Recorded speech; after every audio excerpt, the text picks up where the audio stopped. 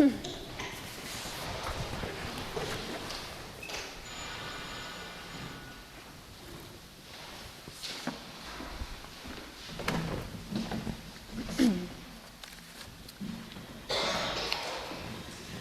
we start the second Sunday of Advent with a lesson from Isaiah, which then Mark picks up on in his gospel, which is right at the beginning, the first 8 chapters of the Gospel of Mark.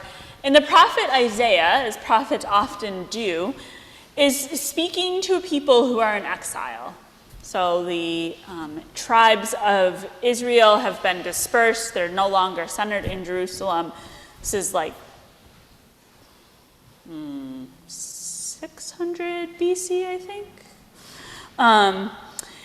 So way long before Jesus. And they're mourning, right? They don't have a place to gather. They don't know what to do. They don't know how to worship anymore because what they've always done, they can't do anymore because they don't have the gathering space. They don't have the traditions are hard to carry out when you're not in the places that are familiar. So the prophet Isaiah here is speaking to this group in exile, this group that is spread, and they're just looking for some good news. They're looking for some good news, some faith, some truth, some proof that the future is going to be better than their current reality. That they know that the past has been okay, but now here they are dispersed, and all they're seeing is darkness. They're having a hard time seeing sort of the light that's to come. So the prophet's just offering them some words of hope here, that every valley will be lifted up, and that the uneven places will become level, the rough places will become a plain, and then reminds them that God is the shepherd, is their shepherd, and that God will gather them like a flock and lead them home, and that God is a God of new beginnings, that this God will make what seems really dire and desperate right now something better. And for the people that this prophet is talking to, they might not see that, but it's the community of Israel that for generations has sort of clung to what their past generations, their ancestors have experienced. So the people who he's talking to here might not ever see these valleys lifted up and these mountains made low, but they can know for their future, that the future generations will see this, that it will be okay, that they will be gathered again in another place. And in fact, they do. It takes a long time, but they do gather again back in Jerusalem. So here we hear the name Zion, which obviously is a name that we all love here. We don't have a feast day, as I think I mentioned over the summer when we were celebrating our bicentennial. But in the prophets, in a lot of the Old Testament writings, and that carries on into New Testament writings, Zion is Jerusalem. Zion is the holy city, the city on a hill. It's the place where they go to, where they regather. So it's a city that it's had its share of challenges, even up to this point. Jerusalem, over the millennia, has been ransacked and leveled, probably more times than we could count. If you was reminded this week, if you go to Jerusalem today, there are places in the old city, so within the old city walls, that you can see where the level of the city was at various points throughout the centuries. So in Jesus' day, the city of Jerusalem was like 7 stories below what the current roads in Jerusalem are. So it's been built up and destroyed and built up and destroyed so many times that it's a city full of rich history. And it's the place where these people, that's their home, right? That's the place that's comforting and where their temple was.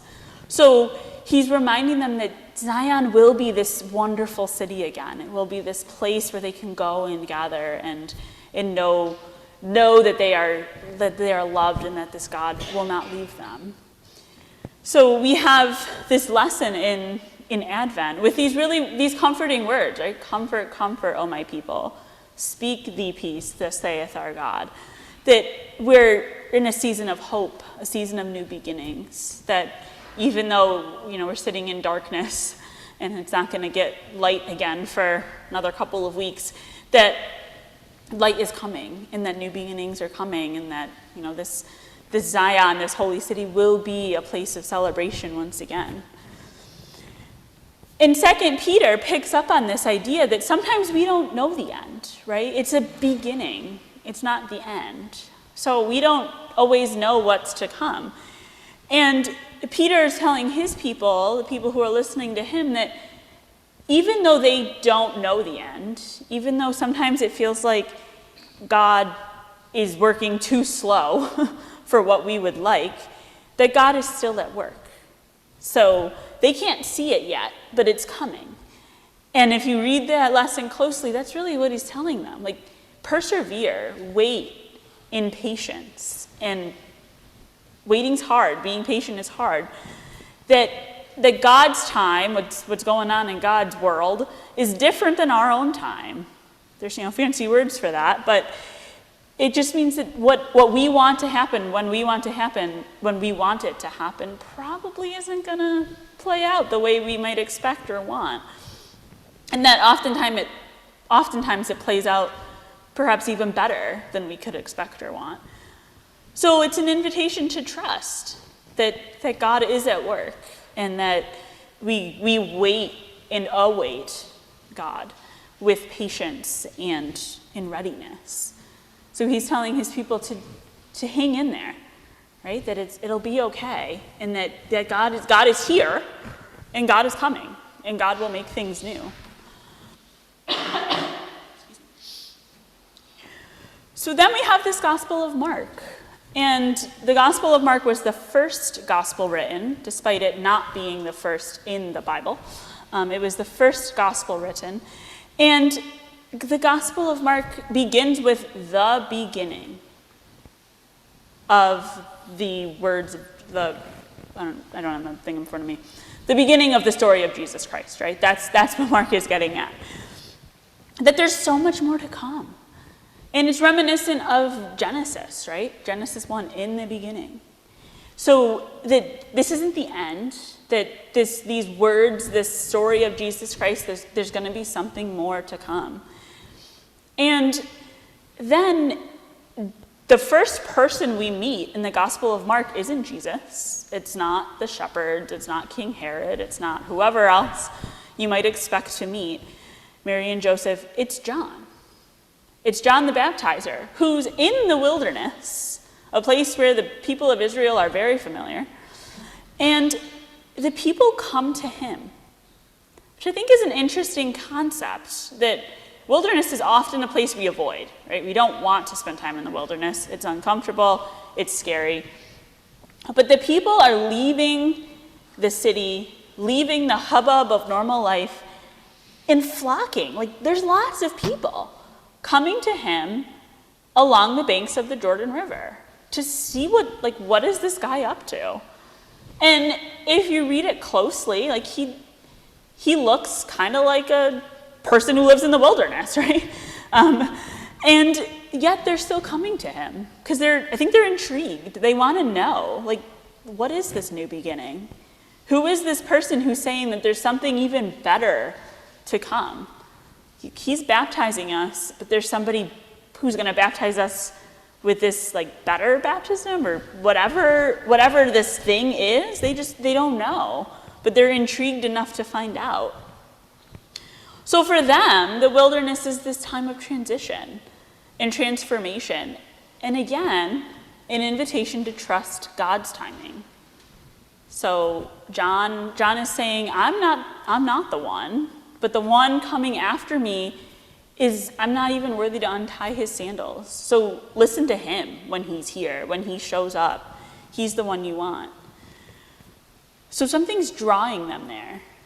And I think it's important that they're going to this place where they can really hear John's message. And they can really hear that this one who's coming is the one to follow. And that the one who's coming has a message that we know becomes really revolutionary, that it's going to change the world because it's about love and forgiveness and accepting everyone and welcoming the outsider. So he's reminding them that this person to come will offer new hope and new life. And John the Baptist, for all the things you could say about him, I think I appreciate his leadership style. Like he goes in there like with this deep humility, right? And just says like, I'm not it, but this one who's coming is. And he's really doing what the prophet Isaiah says, calling out in the wilderness and paving the way, right? Making the way straight, sort of helping these people do some thinking about their own lives so that they're ready when Jesus comes, so ready to receive the message. So we live in a pretty messed up world, right? It's scary out there. There's war, and there's pain, and there's hunger, and there's people who need clothes, and there's people who need housing, and all the things. So it can feel a little bit like a wilderness. It can feel really hard. It can feel like we're never going to sort of make a way, make the paths straight and lay the mountains low for the people who need them low and raise up the valleys for the people who need that. But we can still be messengers in that wilderness because we can't escape the wilderness. We can try to avoid it, but we're still going to be in it. But we can offer those voices of comfort. We can say, comfort, comfort, oh my people. So offer the things we can, do the things we can, be the people of love and hope and acceptance and welcome. So that when we see Jesus coming, the people we are talking to, the people with whom we interact are also ready. So it's a new beginning. It's not the end, and that's good that it's not the end, because it means there's still time. There's still hope that there's something new is being born, because we know that God has so much more in store for us. So the front of your bulletin says Advent's a season of hope and expectation. So expect that. Expect the more. Expect to see what God has in store for us. Amen.